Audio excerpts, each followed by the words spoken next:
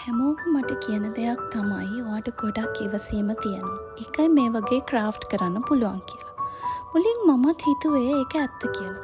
ඒත් ටිකක් හිතලා බලද්දි මට තේරුණේ ඉවසීම ඕනේ මේ ක්‍රාෆ්ට් වලට විතරක් නෙමෙයි කියලා. අපිට හැමදාම ජීවිතේ ඉවසීම ඕනේ.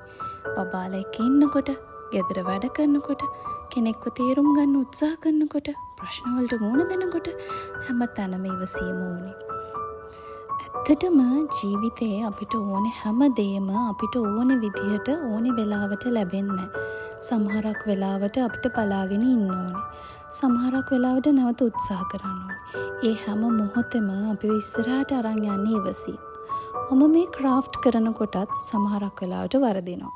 ආයෙ ගලවලා හදන්න වෙනවා. සමහරක් වෙලාවට හිතපු විදිහට එන්නේ නැහැ. ඒත් මං ඉගෙන ගත්ත එක දෙයක් තියෙනවා. කලබල වෙලා කරන දේවල් ගොඩක් වෙලාවට ලස්සනට අවසන් වෙන්නේ නැහැ. හිමින් ඉවසීමෙන් කරන දේවල් තමයි හොඳම ප්‍රතිඵල දෙන්නේ.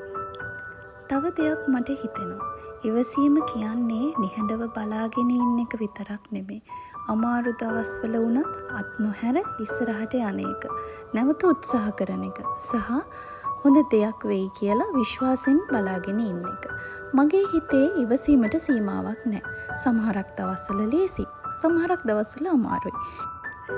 ඒත් පුංචි දේවල් එක්ක ඉවසීම පුරුදු කරගෙන යන එකත් ක්‍රාෆ්ට් එකක් කරනවා වගේ තමයි. එක කොටස හිමින් කරගෙන යද්දී මට මතක් වෙන්නේ ලස්සන දේවල් ඉක්මනින් හදන්න බෑ කියන එක. ඒකට කාලයත් උත්සාහයත් ඉවසීමත් එකතු වුණාම තමයි ලස්සන ප්‍රතිඵලයක් ලැබෙන්නේ.